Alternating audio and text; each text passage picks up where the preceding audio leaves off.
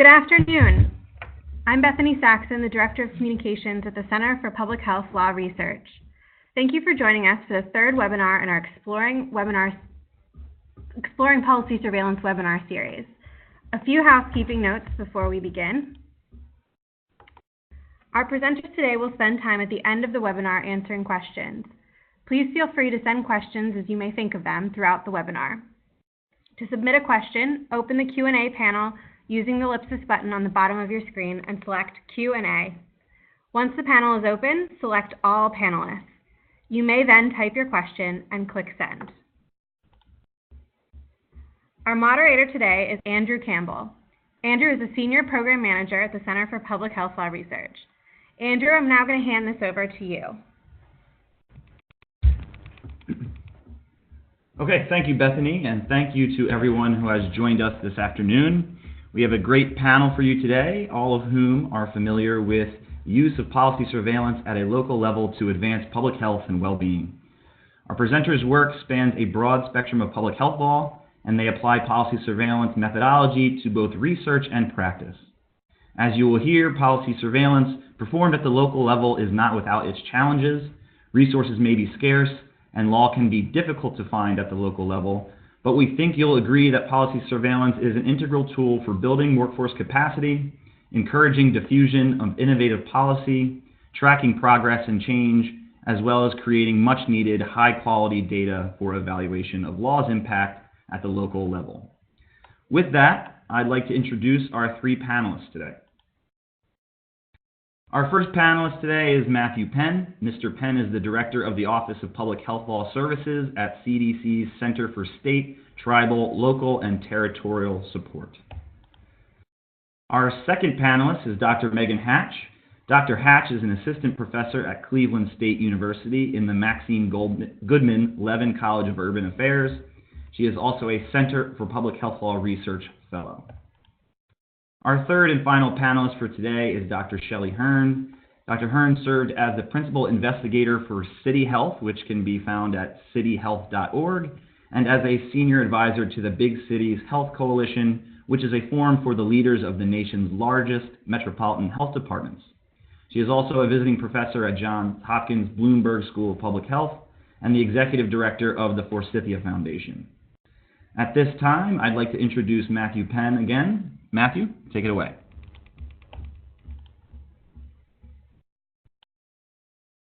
And hello, everyone. As Andrew said, my name is Matthew Penn, and here, Director of the Public Health Law Program here at CDC in the Center for State, Tribal, Local, and Territorial Support. So I'd like to talk a little bit today about a multi-year project that we've had going with friends at Change Lab Solutions and friends at the Policy Surveillance Program there at Temple University, including Andy and others. As with all the things that we do, it really is a partnership, and would very much like to acknowledge those that have helped us through this process. Here at the program, Tara Ramanathan, Brianne Yassine, at Change Lab, Rebecca Johnson, and Katie Michael, and of course, folks at Policy Surveillance Program, Andrew, Lindsay Cloud, and Scott Burris. These types of projects are complex and span many years, and it takes a lot of input from friends and colleagues to move that ball forward, and really appreciate all the work that they've put in. And in some sense, with some of this information, it's collected by us here at the program, by Andy and others at Temple and the Policy Surveillance Program, and folks at Change Lab. So some of this is my own thoughts, and some of this is just a little bit of talking head, sharing information and insights that we've gained through this partnership over the years. So really the idea for working with local health departments and state health departments, tribal and territorial health departments on legal epidemiology and policy surveillance really was to take it out of the more academic realm and take it out of CDC and really expose public health professionals who work frontline in our health departments in the field to see can this be done? Is it useful? What are the parameters? And you know, why is this? Why did we want to go down this path? We wanted to see if legal epidemiology and policy surveillance could be used to build staff capacity and competency. These are skills. You get your hands in and get your hands dirty, and you're actually working with laws and policies and assessing their attributes. We wanted to see, hopefully, if legal epidemiology and policy surveillance could be used to help define better a policy role for health departments in a community. And if we could translate some of that policy role into also leveraging the data assets that health departments have. Certainly, we were hoping to see that data sets could be used to evaluate policies of interest. This is one of the core things that we do with legal epidemiology and policy surveillance, is to evaluate their effectiveness. But using that to evaluate the policies that are of interest to the health departments in their policy work. Also, trying to see if data sets can be used to communicate with and convene leadership and partners.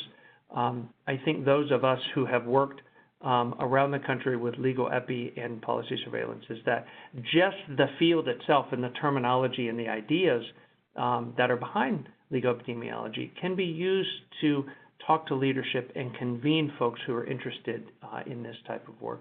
And finally, it would be nice if we can get legal epi and policy surveillance as core competencies out in our health departments, that data sets are used to create new or amend existing policies.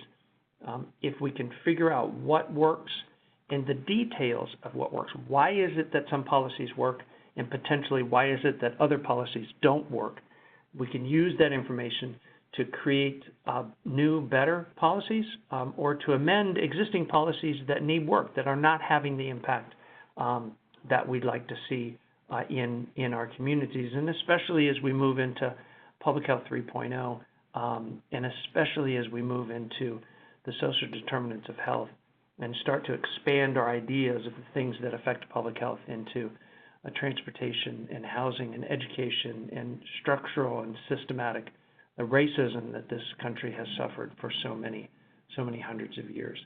So that's why we wanted to look at legal epidemiology and policy surveillance in the context of local health departments to see if we could help folks move those balls forward a little bit. You know, why Legal Epi Project? We want to look at the use of law and policy to address public health, and it's really understood, poorly understood in a systematic way. We find that decision makers often lack a holistic understanding of public health law evidence. We need to move beyond simply throwing the noodles at the wall and see what sticks. We really have few state, tribal, local, and territorial entities studying the impacts of laws and policies to know what works, and if things work, why they work, how they work. We know that our STILT partners face challenges to understand law and policy. It's a constantly evolving environment. We don't really have comprehensive data sets, particularly for our tribal, local, and territorial partners. And many of our health departments, and maybe your health department, you have limited access to legal support. So, you know, some of the questions that we ask ourselves is, can legal epi and policy surveillance help health departments address these issues, and can legal epi and policy surveillance be integrated into health department operations on a day-to-day basis to try to address these issues? So what are we talking about? When we talk about the local Legal Epi Project, or whatever it is that we call it from time to time, what are we talking about, and when did this happen? We're really talking about 2 years here. We're talking about the Locals Project, which we sort of happened in 2016. It was a pilot project of 9 local jurisdictions to learn about the use of public health law research tools on topics of importance. And then in calendar year last year, and extending even a little bit into this year, 2018, the STLTS Project, another pilot project of 6 STLT jurisdictions to identify and fill public health law research gaps on topics of importance again.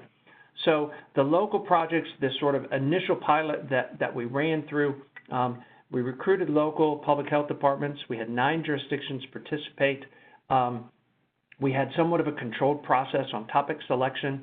And then we had health departments taking leads on the different topics. And you see them here. These are obviously issues of importance to local jurisdictions and many state jurisdictions as well: tobacco control, air toxins, pollution enforcement, e-cigarette control, isolation, quarantine, recreational marijuana, equitable access to food, complete streets, communicable disease reporting, and food operations licensure. These are core issues for many health departments around the country. And so what did we do? Really, it's partly an issue of training, workforce development. So there were training programs to teach folks in the health departments how to do legal epidemiology, how to do policy surveillance. So this is about providing a scope around what you want to know about laws, drafting questions, conducting legal research, coding legal data sets so that we end up with a quantitative data set that can be put to further use down the line, and also performing quality control, and then ultimately publishing these data sets that were generated as part of the project. So what did we learn coming out of 2016? We really learned quite a bit. I think some things were things that we thought we might see, and some things were new. Policy surveillance, local health departments are willing and able to learn the methods. In fact, there was a lot of excitement around the ability to get training resources and educational resources on this new emerging part of the public health field. We learned that policy surveillance and legal epi requires dedicated staff resources. But legal epi and policy surveillance are complicated endeavors. They take time, they take attention, they take focused attention, which we know can be hard to come by in health departments. Schedules and deadlines can be tough to keep. There's a lot of fires to put out in health departments, and we saw this as health departments are trying to get this work done. Things are coming up and getting pulled off schedules and deadlines, and we know that it takes a lot of resources to get this work done. And even the learning of the how to do legal epi and policy surveillance takes a good bit of time and resources. It's a new skill, and as organized as we've done in the past 10 years or so, it's really a new field within public health practice. It takes a little bit of time to learn. Certainly we learned that legal epi benefits from a transdisciplinary team of lawyers and non-lawyers. Lawyers can't do this alone, and other public health professionals, folks with Masters of Public Health, PH.Ds, they can't do it alone either. We really have to come together to bring to bear our different areas of expertise and professional backgrounds to get this kind of work done. In terms of topic selection, we're learning that it can be pretty challenging. I mean, it can be for us here at CDC, at Temple, and wherever you are. Focusing down on what it is you want to know can be challenging, and this was true for the health departments as well. And we found that the local health department interest in feasibility really needs to drive the topic selection as you move forward. And something I think many of us anticipated, that accessing local laws for policy surveillance can be very, very challenging. Again, it gets back to this idea that we don't have really good comprehensive databases of particularly local ordinances, collections of local ordinances. And of course, if you're trying to get access to the law so that you can look at the attributes and the variables to create a legal data set, then that can be a challenge. It can make the work moving forward a challenge. So fast forward to 2018, we thought we'd try this again. The STLT project, the STLT Legal Epi Project, and running primarily across calendar year 2018 last year. We recruited 6 jurisdictions to participate. We had 2 jurisdictions over the course of the year that we had talked to here at PHLP to take part in the project had to withdraw. Again, important for lessons learned. So the question, why did you have to withdraw? And those become good lessons for us to understand moving forward. We, again, with Andy doing a fantastic job putting folks through training on policy surveillance and legal epidemiology. So, as part of this process, folks are going to kind of go to class and learn what it is that we're talking about and some hands-on skills on how to get it done. We spent time on selection and the scoping of the topics. And we found that folks were focused on primarily local level laws and policies. We had jurisdictions look at incentives to improve access to healthy foods, inclusionary zoning policies, local eviction protection provisions, and also looking at tobacco-free schools and asthma-friendly schools. The jurisdictions themselves actually collected and analyzed the laws. So in our 2018 version of the pilot, the folks in the health departments actually did a little bit more of the hands-on work themselves and went out and collected the laws, analyzed the laws, and they're getting training as they're going through this process to understand how to collect and how to analyze. What are the things to look for with feedback from primarily policy surveillance program and Andy and Lindsay and others, and also us here at the Public Health Law Program. Then the folks actually came up with coding schemes. They coded the laws. They did their own quality control process there to verify their coding and make sure that they are understanding those laws as saying what they think they say. They drafted their own research protocols. They drafted their own reports, and ultimately they published those data sets to lawatlas.org as a policy surveillance kind of display platform when you can go in and look at the policies. So what did we learn coming out of the 2018 pilot? Again, we learned that legal epi and policy surveillance, these projects, these are research-oriented projects. They are complex. They take time. As with many of our endeavors in public health, deadlines are tough to meet. People get pulled off in different directions, and in public health occasionally we have outbreaks and other issues that have to take time. The teams really needed, as they got more hands-on with the law, collecting the law and analyzing the law, they really needed legal research skills and taught how to find the laws and how to sort of sort through the massive information that's out there to identify the right laws, and then as they're reading through the laws to understand what's relevant about them. We saw again that selecting a topic is challenging, but it is absolutely critical to the success of a project, whatever way you might measure that success. To get what you want out of the project, topic selection is really critical. We also learned in the positive that legal epi and policy surveillance are seen as valuable to health departments. We get so much positive feedback, and they really see it as value. And then we also learned that building capacity for legal epi is clearly feasible. The folks in the health departments wanted to learn these skill sets, and they were able to do that, and was highlighted to us. So finding time to do the work is challenging. One of the big picture things that we got out of interviews with folks was that legal epi and policy surveillance, they just provide a new way to look at policy and evaluation. It sort of opens your eyes in a new way to see your community and the policies that govern your community. That the deliverables coming out, so the data sets, the protocols, these increased capacities and capabilities within the health department were very useful for communicating upward to leadership and then outward in the community, and sometimes in a cross-sector, so health departments talking to other agencies in their local jurisdictions.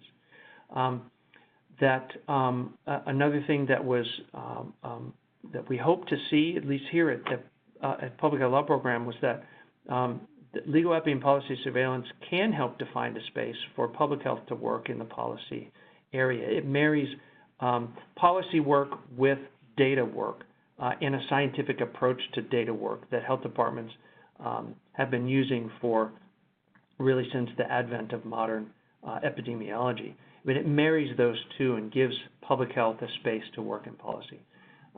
Champions are super important for the work in the health departments to keep it moving forward. You may have staff changeover, other things come up, and a champion to keep pulling back to the project to keep it going is important. And building legal epi and policy surveillance infrastructure into the health departments is essential for the work to continue beyond just a pilot project where we're helping them along. And health departments see that this work can connect to policy change in a very effective way. So ultimately, the local Legal Epidemiology Project has been a really great success, I think, for everyone involved. We know that local health departments want to do legal epidemiology. We know that they can do it. Folks can learn these skills and apply them over the course of a project. Legal epi has been demonstrated, as we thought early on, to be very much a transdisciplinary process with non-lawyer health department professionals able to do the work and contribute in addition to the attorneys contributing.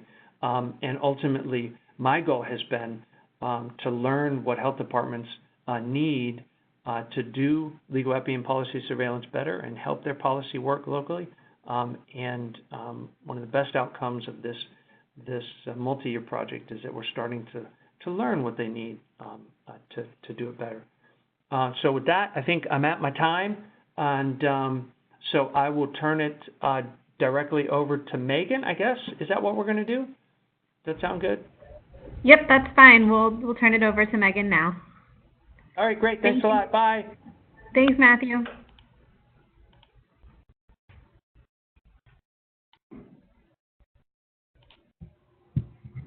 Megan, you can go ahead.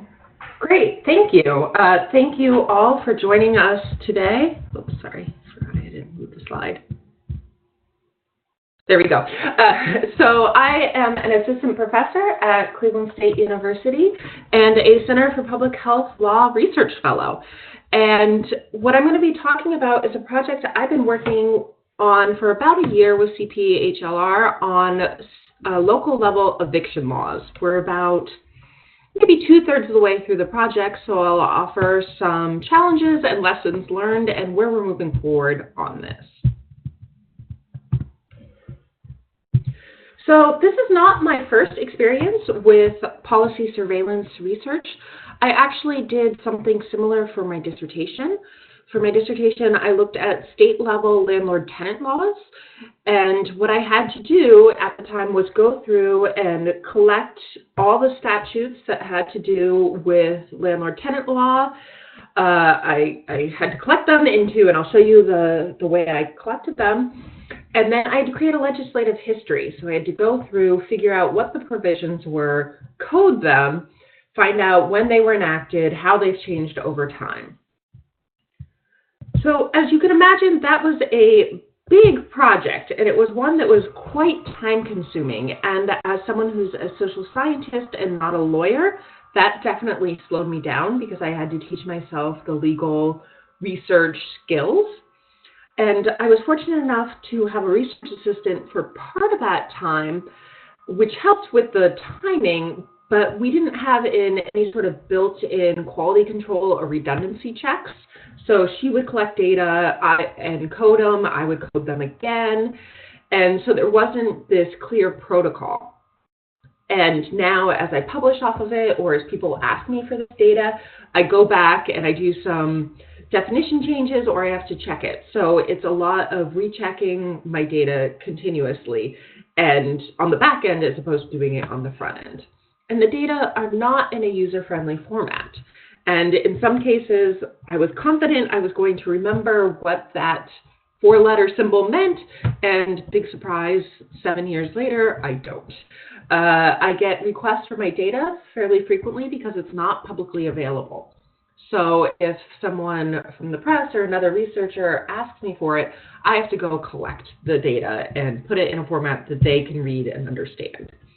This is what the data looks like right now. This is Ohio. This is the spreadsheet that I used when I was collecting data. As you can see, I have some coding. What I was thinking was important, the things in pink are variables that I ended up using. I have all the citations, the text, the statutes, the enactment dates, all the amendments, and the information's all there, but it's not super user-friendly, either to me or to someone else. I imagine a lot of you looking at it. And this means I had 50 big spreadsheets, which I had to put together into another one in order to use the data and analyze it.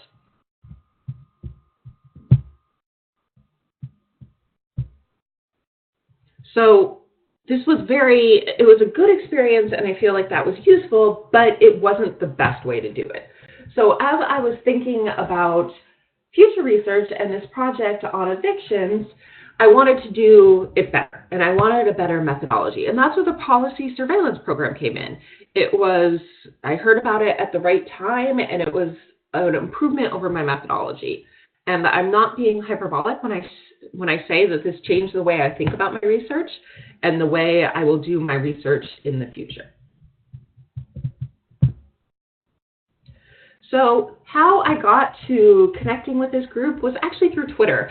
I'm an active Twitter person, even though I don't know the lingo. And I was chatting with a CPHLR employee, and we were talking about their landlord-tenant database and their nuisance database, which is something else that I do locally for research. And we just started talking about their methodology and my methodology, and that led to more conversations with CPHLR staff. And then eventually, after all these conversations and talking about what we're interested in, they honored me by naming me their inaugural research fellow. And at about the same time, I received some internal funding from Cleveland State University through their Living Women's Fund to continue to work on the project. And so that funding allowed me to hire a research assistant over the summer who could then work with the Temple team and work on this project together. So the project is on city-level eviction laws.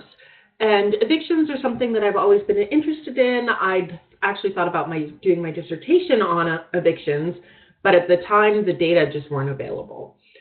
You might be familiar with Matthew Desmond's Pulitzer Prize-winning book, Evicted, and the work that he's doing at the Eviction Lab at Princeton University. So over time, we've received more data on eviction rates. And we find that more than 898,000 families every year are evicted. And that's formally evicted. That's going through the whole legal process to the point where the sheriff kicks you out of your house or you have a judgment against you. But that's a gross underestimate of how many families are actually evicted. A lot of evictions are either informal or don't make it through the whole legal process. And we know evictions have long-lasting effects. They have negative effects on housing. So a lot of evictions go on records, which makes it difficult for someone to get another unit. We know that people who are evicted are more likely to move into lower quality housing after their eviction, and that they might engage in unstable housing arrangements or doubling up or things like that. It's then not a surprise that evictions have a very negative effect on health, both mental health, physical health, and for adults and children.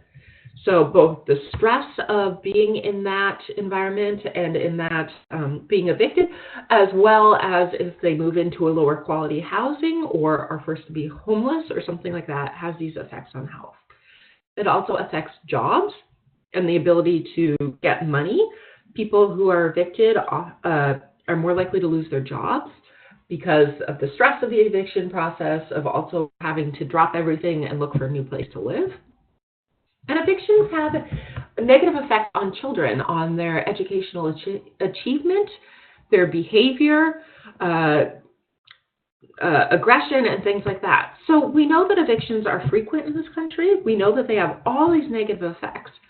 But what we don't know is the relationship between policy and the legal environment and evictions. We don't know the scope of these policies or the variety of them.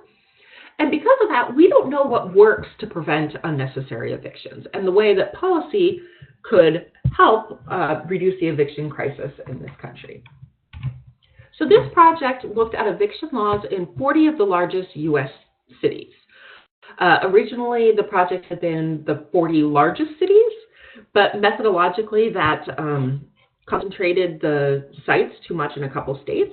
So instead, we wanted to spread them across the 4 census regions. And there's a lot that we could have studied here, but we decided to focus on 3 main research questions as we put together our database. First, what do cities legislate? What do they bother regulating, or what do they have policies for, and what don't they have policies for? Then we wanted to know how these laws vary across cities, whether some policies are basically the same for every city, or if some of them have a wide variation. And particularly, we wanted to know how these laws would influence the time and cost of eviction.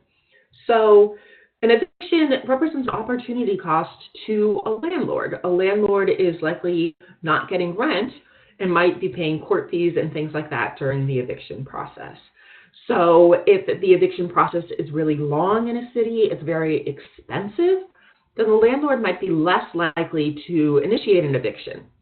But if there's a place where an eviction can happen relatively quickly and it's not expensive, that might lead to a higher eviction rate, or to landlords being more willing to start the eviction process versus a longer eviction process where they might try to work something out with the tenants. So we wanted to focus on policies that would get at that time and cost of eviction. So these are our sample cities. As you can see, they're spread across. Each color is a different census region. So even though they're the 10 largest cities per census region, we still see, for example, a cluster in California and another cluster in Texas. But that allows us, as researchers like me, to think about not only the variation across cities, but also the variation in cities in one state, and how that might affect the experience that tenants have with evictions. So this project is a true partnership between me and CPHLR. The Cleveland State side was me and my research assistant that was hired through that internal grant for the summer, and then I was fortunate enough to be able to keep her on this school year. Then we had the policy surveillance team, their lawyers and their project managers, and then their interns over the summer and into the fall. So we had a very large team over the last year working on this project. And if there's one thing that really stood out to me about this, is just how iterative this process is. And I knew that from my dissertation research, that you keep going back to coding into the statute, but that was very much true here too. And that's something that I learned from this process. So this is a brief timeline of the project. About this time last year, we started talking about our initial conversations. We began our partnership in May, and then over the summer, we created our questions, and we did a lot of our preliminary coding. And what was really helpful is that the interns wrote a couple of memos. The first memo was on evictions in general and what we know about them, which was really helpful background information. And then they wrote city memos, and what they did is they looked at 5 cities and wrote about their policies. And that was really what helped us with our question development. And then we're continuing even now to work on our coding and getting the code book ready to release the data. So this is an example question that we ended up deciding on. And what's important here is that it both allows for consistency and for differences. So if the city you're looking at it, you'd select what are the reasons that a landlord can evict a tenant. But the caution flag down at the bottom would also allow the coder to add in unique reasons. And so that allows us to really get at the variation of cities while also making the data manageable. And then my favorite part is the citations are right there. So as an advocate or a policymaker or a researcher, you can go and when the data is available and look to exactly where the statutes were. And so all of this, as we created the questions, led to this conceptual framework. And this was really helpful in organizing our thinking about the policies and the way that evictions work. And it's something in the literature that was kind of a black box, or in this case, a seafoam green and peach box, that we didn't really know a lot about this. So as we developed the questions, it really helped to think about what's going on in the eviction process. And so as much as all the variation and the data we're collecting was useful, so was just organizing our thinking. So some challenges, and these are some of the challenges you've already heard. The first one was question selection. There was so much to catalog and so much that's interesting that it was difficult to figure out what was actually important. There was some complexity in what government regulates what thing. As we were going through, we learned that some cities were doing most of the regulation of evictions, whereas in some places it was actually the state that did most of that. So that was something we were not expecting to find out. There were also a challenge of coordination of teams in 2 cities who never met face-to-face and were using new technology. We also had some timeline synchronization challenges. I thought it would go a little faster than it did, but there's very good reasons why it didn't. And in the end, I'm happy with the data we got, but I had some expectations around that. That was a challenge. And in the experience of having the academic calendar versus a non-academic calendar, and the challenge of having our interns and our research assistants be temporary. So we didn't have that consistency across the whole project. And then both a challenge and an opportunity was our database. Our database is only cross-sectional, so it only looks at what the laws are in these 40 cities at one time. And so that limits to an extent how we can use the database and how we can learn about the effectiveness of policies. So how we've overcome the challenges. The question selection, the 2 heads are better than 1. What you just heard, that it's helpful to have lawyers and non-lawyers together. So my policy and subject matter expertise with the legal expertise at Temple came up with better questions, and we created some decision rules. So the variation, for example, had to be substantive. So something that's been talked about a lot is that one way to address evictions may be to give tenants lawyers. And so originally we had a question about that, but in the end, cities weren't doing that yet. Now a couple cities have started to, but it wasn't variation. So if we were trying to narrow down our questions, that wasn't a useful question. So having decision rules like that really helped with our question selection. Data complexity, I see this as a learning opportunity. If we hadn't done this, we wouldn't have realized the complexity in levels of government analyzing and regulating evictions. So we took a somewhat hybrid approach to that of collecting some state level data and city level data, and that's an opportunity for us to expand the database. Coordination, technology, phone calls, the policy surveillance training was very helpful for everyone. So using what we had and the technology at hand really helped with the coordination despite us being in different places. Some of the interns had their contracts extended through the fall, and my research assistant stayed for the whole year. So both of those were really helpful in creating consistency across the project. And for realizing that we have different goals and different timelines made that more manageable. Also, overcoming the challenge of database expansion, that's our next steps. And we've already started to talk a little bit about how we might do that. So what I've learned is the value of policy surveillance. Comparing what I'm doing now to what I did in my dissertation, it's night and day. It's made my research so much easier. It's made getting my research out into the world easier and publicly available. It's clarified my thinking. And I think policy surveillance is great for practitioners and for advocates and policymakers in a way that a lot of academic research is not. I've learned a lot about patience and the iterative process, but this process will also save us time in the long run. And we know even less than we thought we did, and that's fine.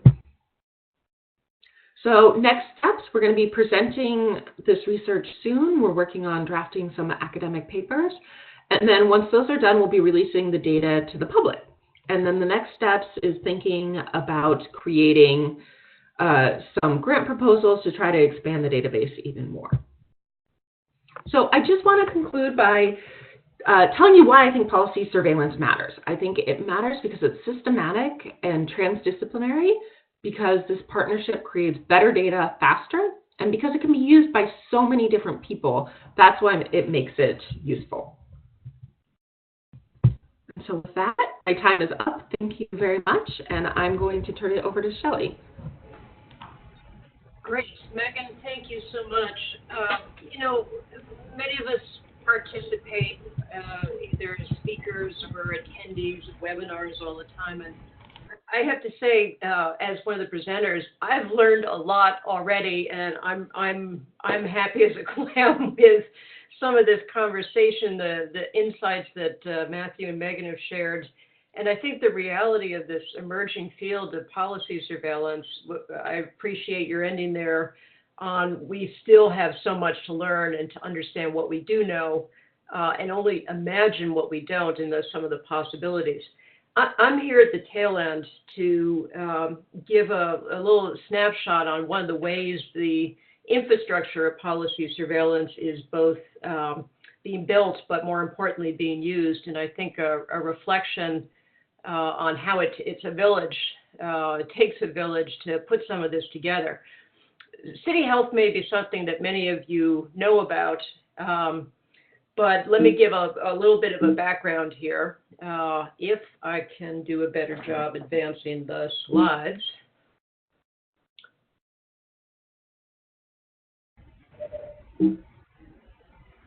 I apologize, Bethany. I'm going to probably have to do this verbally, and I'll get you to do it for me. That's fine. Do you want me to go to the next one? Jump over to objectives. Okay. So, well, I can see you're doing as well as I did. There we go. All right. Give me that next slide. Hold on just a second. Okay, maybe then it wasn't just me there. There you go. All right. Is that the right one? Quickly, the de Beaumont Foundation, which was really the brainchild that helped put together the city health concept, which has been joined by Kaiser Permanente with an aim of how you help cities thrive through policies. Understanding that policy can be a huge driver in health, in creating the conditions that all of us who work, live, play in a city have the best opportunity for a healthy, thriving life. And the idea was really a very basic one of could you find the best policies out there that address the key social determinants of health, where the evidence is clear that if you had really good policies on the books, that it would drive significant health and social outcome change. So if you jump to the next slide.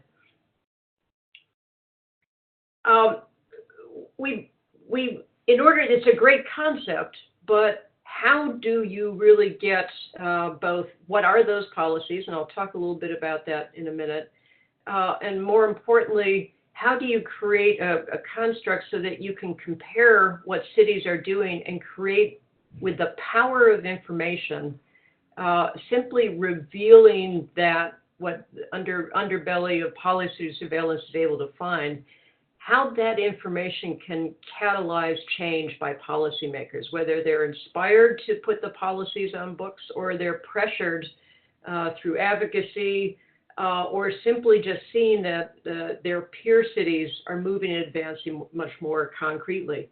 So what City Health did was identify a mechanism to score and assess policies so that we could basically drive all those cities to put the best evidence-based policies in place. And we did this for the 40 largest cities in the country. And that the ratings were based on a process of both scoring individual policies and then looking at a way to create an overall arching score so that, again, the simplicity of trying to get through that message on policy is the prescription for better health, for population health, and also in a way that the public and policymakers would understand, which is why we created this gold, silver, bronze, or no medal status for both the total city scores and for each of the policy areas. So let's jump to the next slide.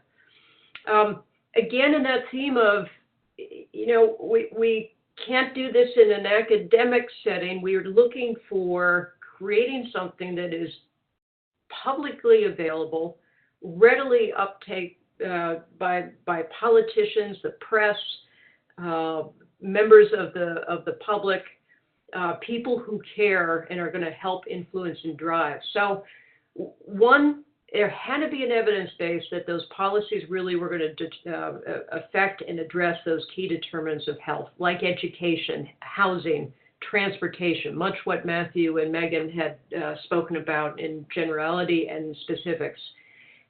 We also only considered policies that could be under a city's jurisdictional authority.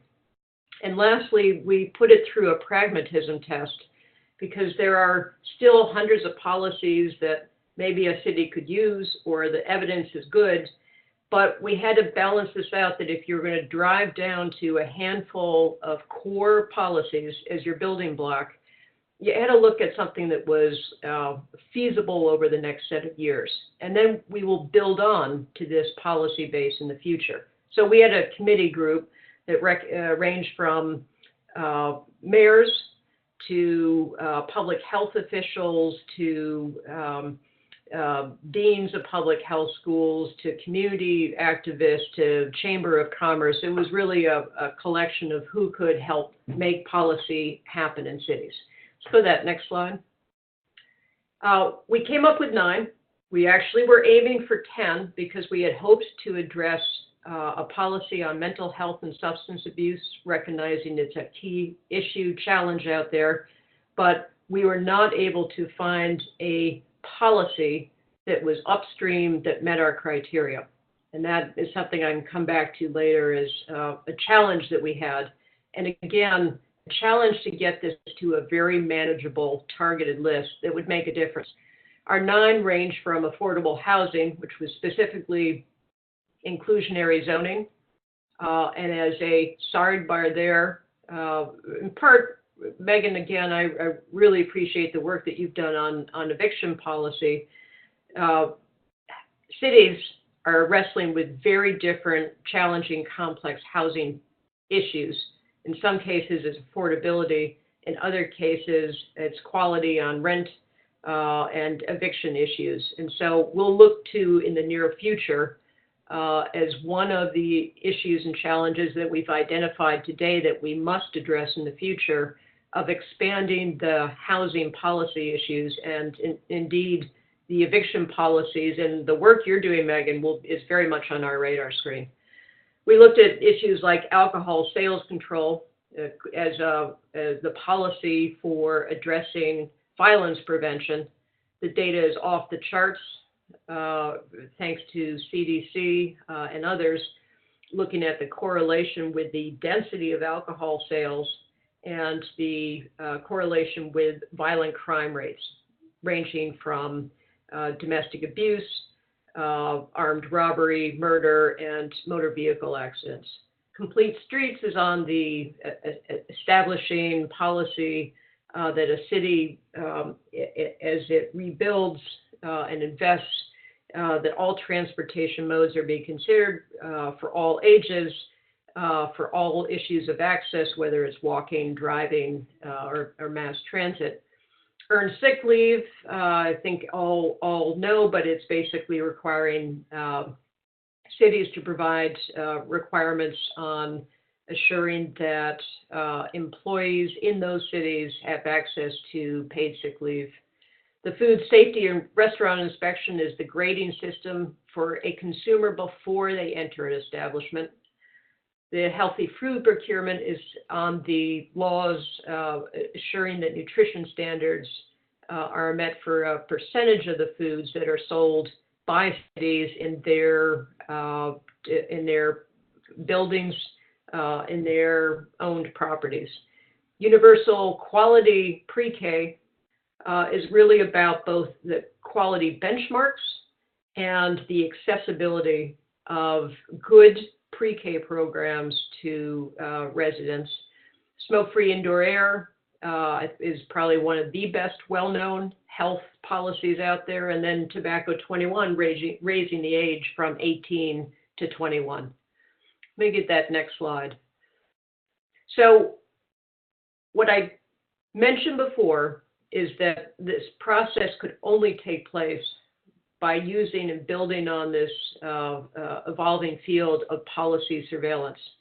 And what's so critical is being able to create a mechanism to take a look at not only coding of what's going on in cities, but the ability to then do a cross comparison of the 40 largest and the ability to take a look at what's happening in 9 different policy areas in 40 different cities. It was a complex, hefty, challenging job. It, as I said, took a village, and I want to give a particular shout out to our colleagues at Legal Sciences and also Scott Burris over at Temple Law School.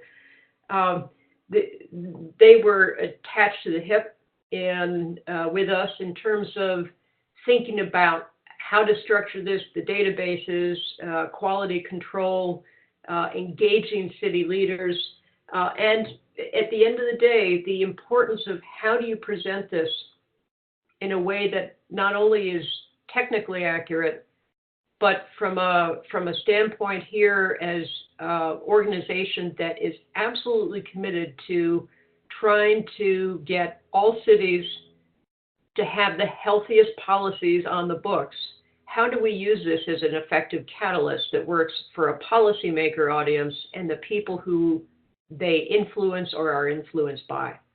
Let me jump to that next slide. So what I mentioned is we're assessing the 40 largest and looking out at how the key policies that I noted, how they stack up and how they compare. And in addition, City Health provides technical assistance to those cities who want to try to improve in their metal standing. So we don't just score them, but we support them in connecting them to the key subject matter experts around the country or providing other support mechanisms to help those cities ideally get all 40 of them to gold. And the success that we have seen is generating now a conversation on how to expand City Health to make it available to not only more cities and population size, but really be able to eventually have this be a mechanism that every jurisdiction, every city in the country is able to upload and have its information in here for cross comparison. Let me jump to that next slide. Since you are all the policy surveillance wonks, and I say that with grand fondness, and many of you are also looking at how to take this data and use it to be effective champions on the issues that you work on. We follow the policy surveillance methodology of collecting and coding all those key laws, statutes, orders, regulations, not just in the cities, but our legal team also looked at county and state level in recognizing that depending on your jurisdictions, some of those policies might have been covered, but by other arenas. We brought in national issue experts to work with us on how do you identify what criteria, what components in those policies need to be there to qualify for a gold, silver, bronze, or no metal. You could have the policy on the books, but it doesn't meet some of the basic needs to be a good policy that drives health outcomes. Then we tried to capture that with our metal scoring methodology.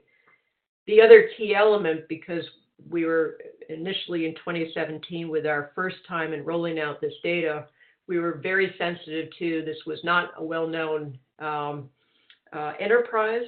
It was a first time.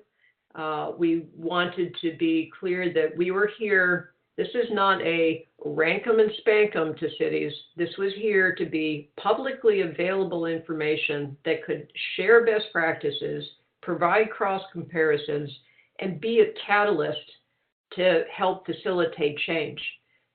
We were not there to be hurting and harming cities, but we were really there to help in bringing us transparency to these key health-driving, health-inspiring policies.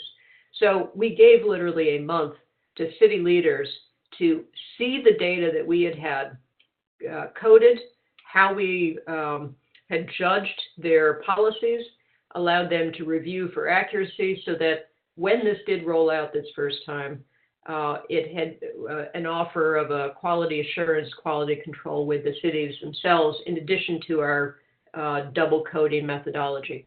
Next slide.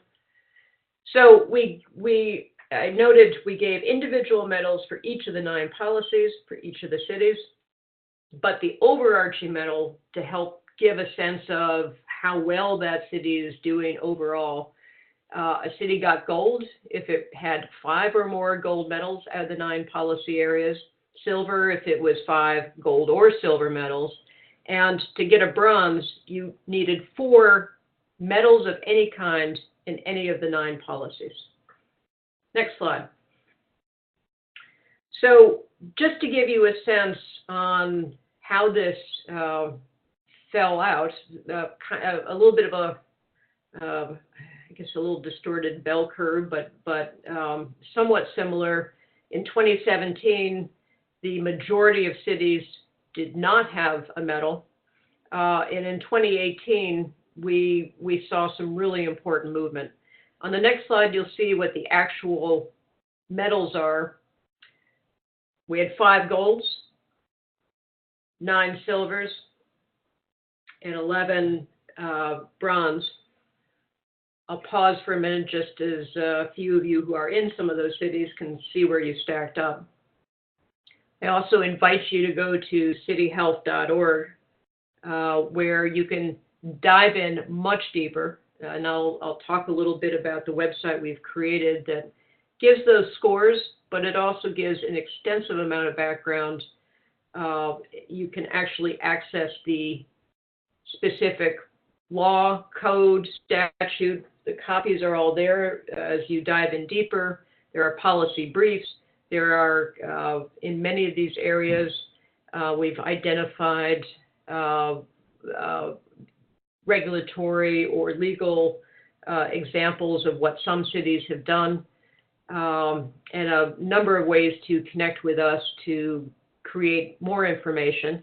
And as a quick sidebar, we're even creating a mixtape on public health and music that any of you can submit your entries for National Public Health Week. And yes, that was a commercial. Let me jump to the next slide. I noted before, but we've been overwhelmed and extraordinarily enthusiastic by the way that cities have embraced the city health methodology and data sets. We have had a number of mayors, council members, city health department leaders come to us and commit to wanting to move to gold, wanting to get the best practices from their peer cities into place, looking at how can they most actively get this curated list where we had been concerned that possibly people would come back and say, why this list, why not others? When in fact, what we've heard from mayors is thank you for taking the vast amount of policies and positions that are out there and telling us where to start, because we want to create healthy environments. We know this is a building block. It's a way to see what to do, how to do it, who else is doing it. And we saw 10 cities in that 1-year period, many of them with, again, their policymakers really stepping up and committing and making pledges to get to gold within 3 years. We saw 10 cities actually move in their overall medal status. Next slide. What this is giving you a sense of some policies are more robust and mature and have developed. You would not be surprised to see smoke-free indoor air.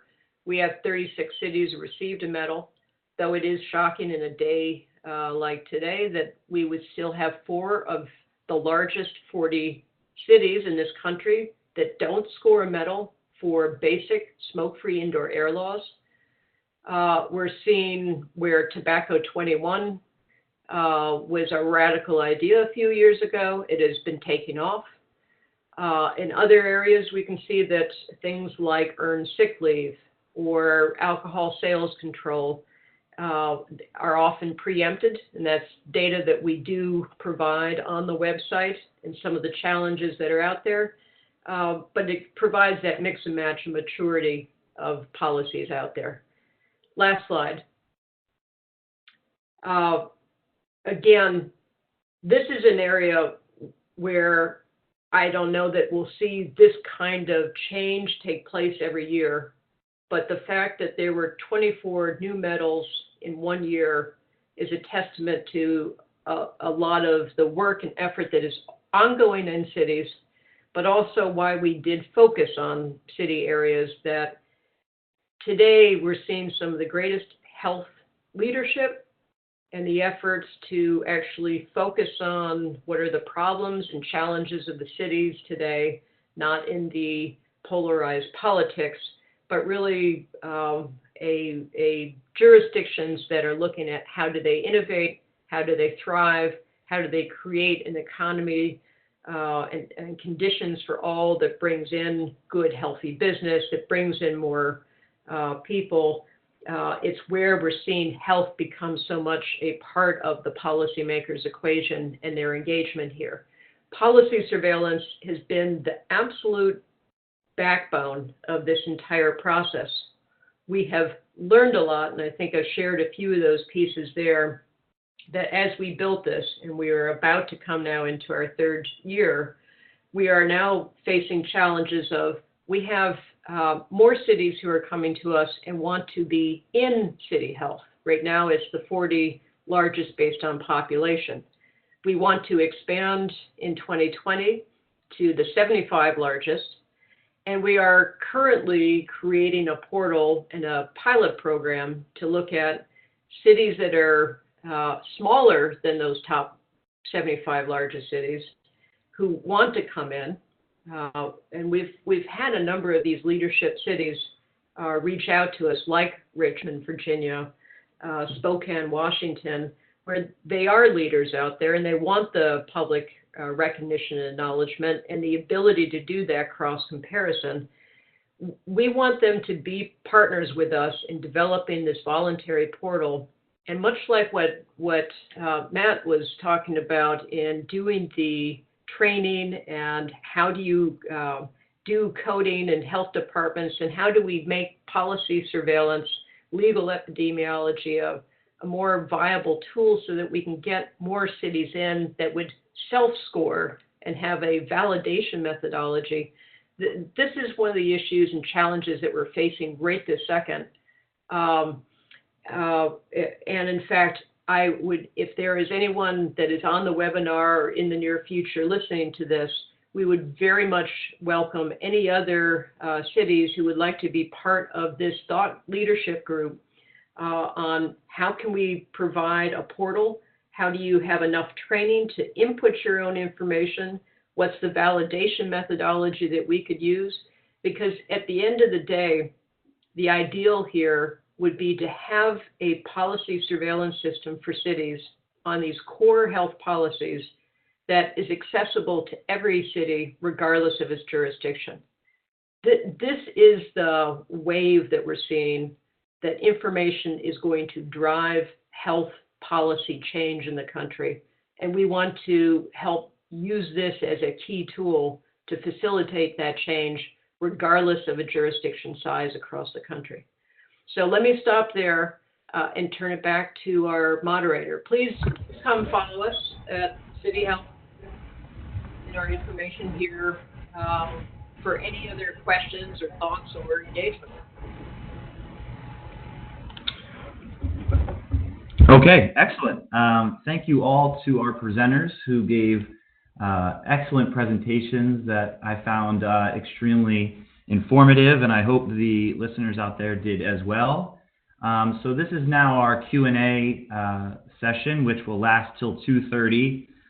So don't be shy. If you have any questions, feel free to type them into the Q&A box, or just, you can chime in with those. But in an effort to get us started, I have a question, and this is for Dr. Hatch, and that is, you spoke about how policy surveillance made your research more efficient than what you had been previously doing in terms of your methodology.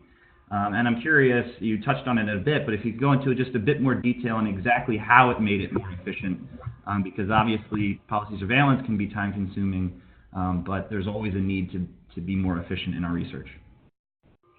Sure. So what the policy surveillance did is the technology that we used and the way we developed the questions, there was a consistency. And so, for example, we went and you look for reasons why the landlord might be allowed to evict a tenant. And so the people who are coding could go look at the statutes, find the one that's specifically about that, and then select from the pre-selected categories. So instead of having to reinvent the wheel with every single city, they already had some there. And so that made the coding much faster. But the tool is flexible enough that if something else came up, they could mention it there. And if enough cities had something different, then we could go back and recode. So instead of the iterative process was for big things and for patterns and not for every single city, or for my dissertation, every single state. So that made it simpler. I think also a difference in process, and there's pros and cons of coming up with a full protocol in the beginning versus later on. But having it in the beginning meant we weren't wasting our time with things that didn't vary or that weren't substantively important. And so when I was doing my dissertation, I was collecting everything, and it's overwhelming. But with the policy surveillance, we knew, and I can't remember off the top of my head exactly how many questions we had, but we had those number of questions. And so that's what we were looking for. And we have this big spreadsheet elsewhere that's all the other stuff we'd like to learn if we had time. But by allowing us to not look at those other things, we could focus on what was important and making sure we were consistent in our coding. Excellent, thank you. I have another question. This one is for Dr. Hearne. This individual would like to know how they can get involved in the City Health Thought Leadership Group. Well, please just reach out. I think my email, or actually the contact information was on the last slide. Feel free at this stage to contact Liz Voiles, who will route this to me and our opt-in team. We've got about 10 cities right now. We're looking to have a total of 15 to work on this pilot with us. And again, it's really to make sure that we design this in a way that listens to the needs of how to best support a city in opting in its own information, doing its own policy surveillance. And again, I think the lessons learned from the CDC early surveillance efforts will help inform this. But again, to create a portal that is both responsive to what a city can do, and also as part of our thank you for engaging. We are going to talk about making sure that those cities do have access to our technical assistance, to our learning communities that have been set up for supporting pre-K programs. There's a number of efforts and communications activities that we want to make sure that those leadership cities really get the recognition for being the kind of top of the pack for engaging in policy as part of the prescription. So thank you for being interested in joining us on building this out. Thanks, Shelley. Okay, are there any other questions? Again, feel free. You can just shout them out or put them in the Q&A, and I can report them for you. If not, while you think of questions, I'll ask the panelists if you have any questions for each other. This is Shelley. Again, it was really helpful to hear some of these thoughts. I probably have two. One, given the work and lessons that CDC has had in developing the ability of health departments to do coding and surveillance, we've actually had some counties who have a big city in their jurisdiction, but they would like to make sure that all of their cities are part of the city health accountability. What might be some of your thoughts for either collaboration or building on your pilot cities, especially if they're not in the largest 40? There are ways that we can build off that really smart investment you did, the training you did. Should we be looking at and targeting some of those cities to bring into our policy or into our pilot effort? Sure, this is Matthew. I think it sounds like a great idea. And we've had conversations with some jurisdictions that are, if I'm understanding at least part of the question,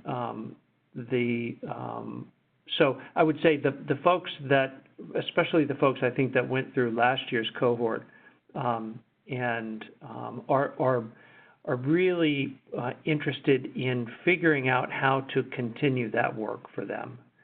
I mean, as we saw, capacity of the health department to engage in this in a sustained way is an issue, and it takes resources, it takes time, but they're all sort of looking for ways and asking, how do we continue this? Do you have ideas on how we could continue this? So they're very engaged with the idea of continuing this kind of work. And we've even had conversations with some jurisdictions about this idea that within our jurisdictional boundaries, we may have several different political entities that exist and would be interested in either working with those other jurisdictional type entities within our political boundaries on some sort of policy surveillance project,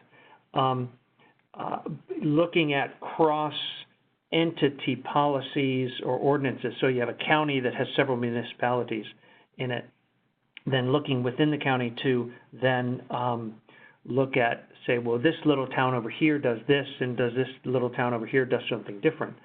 And just trading emails about that here past couple of days with some colleagues. And then also the idea that, well, even if we're not looking cross-jurisdictional within the county, then just partnering with these other political entities to focus on one topic that all of us are interested in, and possibly taking that work up and then looking at more cross-jurisdictional, sort of outside our political boundaries. How are other counties handling this? So either partnering on a single topic or helping folks understand what other jurisdictions within the political boundaries are doing. So I think definitely there's places that we worked with last year, I think that would be super interested in continuing the work, and we could talk offline and connect. And one of the things we're trying to do also is create a community of practice around this work. Get the different, just getting peer-to-peer networking and collaboration and support for locally driven and locally executed legal epi and policy surveillance. So I think it's a pretty cool idea and something I think we could definitely do. Great, thanks, Matthew. And a somewhat related question to that, so I'll follow up with you, Matthew. The question is, has your experience revealed whether building internal capacity at health departments is more challenging than outsourcing the support for policy surveillance capacity at the local level? I don't know that I could, maybe I don't know enough yet. Maybe we haven't looked at enough jurisdictions. I don't know that I could say blanket that insourcing versus outsourcing is more challenging or less challenging. I think for some jurisdictions, it would potentially be, if we just sort of look at, resources in general. So resources being staff time, capacity, IT capacity, money, the total resources available. For some health departments, it may be more efficient use of resources to outsource this. For some health departments, it may be more efficient to to insource this and have somebody on staff who is a legal epidemiologist who is responsible for guiding these projects and then collaborating with folks within the health department or folks outside the health department. I don't know that we know enough yet in terms of the details. I think we're learning that, yes, in fact, even if it is a priority topic, if the health department chooses the topic, it is a priority topic for the health department, including health department leadership. If the executive director, the local health director, whatever you call that person, if the person in charge is committed to this, it still takes a significant amount of time and energy and has to remain a priority focus for the health department over an extended period of time so that you're able to deal with fluctuations in health department operations in order to achieve whatever you view as success. I think getting down into what actually does it take, and we've talked to folks about this. What do you think it takes? What do you think it would take?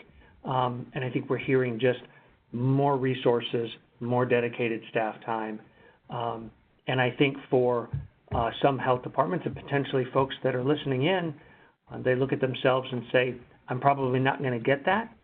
And for health departments like that, it may be better to think about working with other partners to outsource that work rather than bringing it in-house. For others, I think there's so much policy work.